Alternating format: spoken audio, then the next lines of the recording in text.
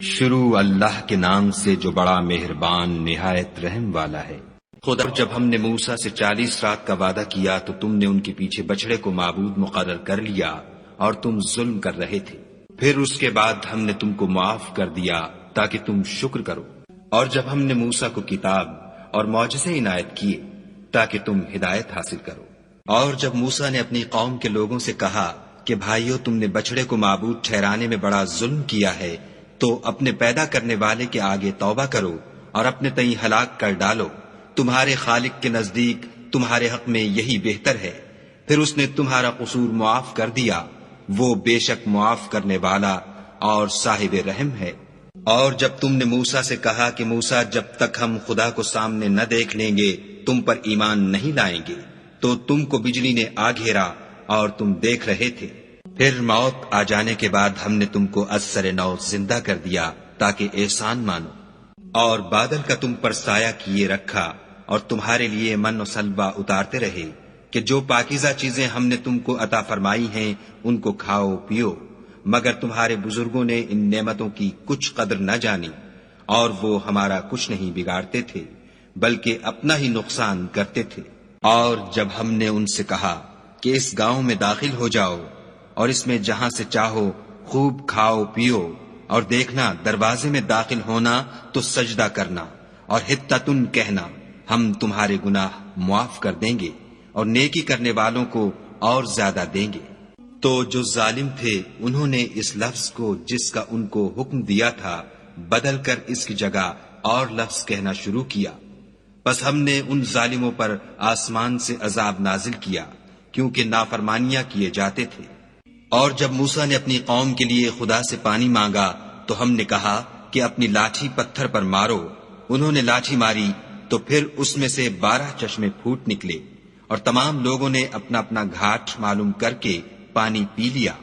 ہم نے حکم دیا کہ خدا کی عطا فرمائی ہوئی روزی کھاؤ اور پیو، مگر زمین میں فساد نہ کرتے پھرنا۔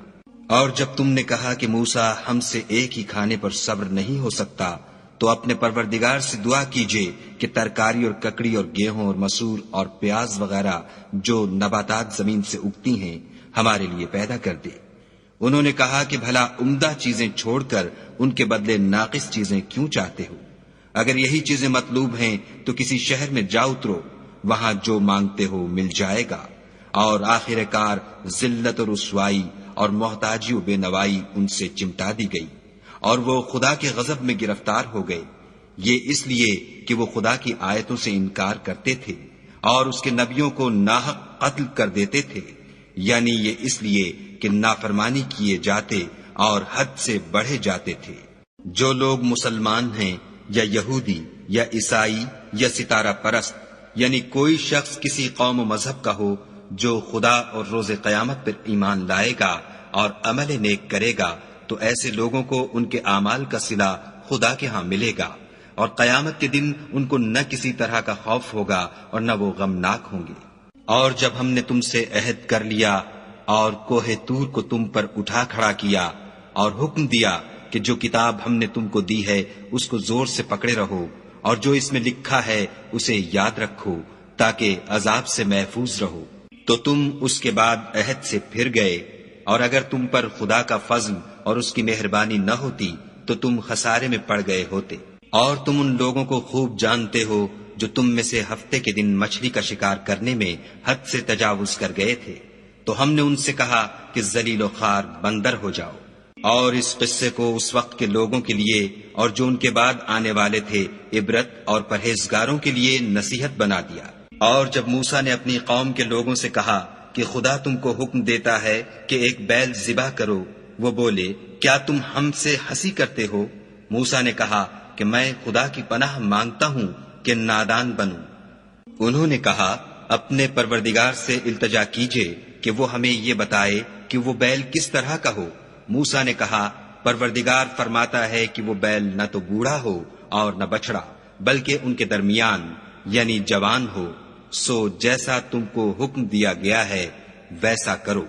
انہوں نے کہا، اپنے پروردگار سے درخواست کیجئے کہ ہم کو یہ بھی بتا دے کہ اس کا رنگ کیسا ہو۔ موسیٰ نے کہا، پروردگار فرماتا ہے کہ اس کا رنگ گہرا زرد ہو کہ دیکھنے والوں کے دل کو خوش کر دیتا ہو۔ انہوں نے کہا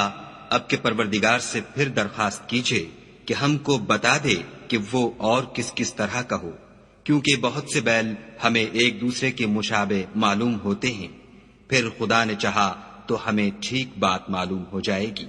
موسیٰ نے کہا کہ خدا فرماتا ہے کہ وہ بیل کام میں لگا ہوا نہ ہو، نہ تو زمین جوتتا ہو اور نہ کھیتی کو پانی دیتا ہو، اس میں کسی طرح کا داغ نہ ہو۔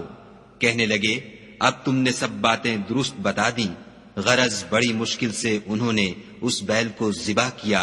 اور وہ ایسا کرنے والے تھے نہیں۔ اور جب تم نے ایک شخص کو قتل کیا تو اس میں باہم جھگڑنے لگے، لیکن جو بات تم چھپا رہے تھے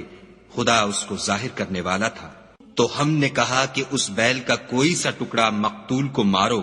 اس طرح خدا مردوں کو زندہ کرتا ہے اور تم کو اپنی قدرت کی نشانیاں دکھاتا ہے تاکہ تم سمجھو۔ پھر اس کے بعد تمہارے دل سخت ہو گئے، گویا وہ پتھر ہے یا ان سے بھی زیادہ سخت، اور پتھر تو بعضے ایسے ہوتے ہیں کہ ان میں سے چشمے پھوٹ نکلتے ہیں، اور بعضے ایسے ہوتے ہیں کہ پھٹ جاتے ہیں اور ان میں سے پانی نکلنے لگتا ہے، اور بعضے ایسے ہوتے ہیں کہ خدا کے خوف سے گر پڑتے ہیں، اور خدا تمہارے عملوں سے بے خبر نہیں۔ مومنو، کیا تم امید رکھتے ہو کہ یہ لوگ تمہارے دین کے قائل ہو جائیں گے، حالانکہ ان میں سے کچھ لوگ کلام خدا یعنی تورات کو سنتے، پھر اس کے سمجھ لینے کے بعد اس کو جان بوجھ کر بدل دیتے رہے ہیں۔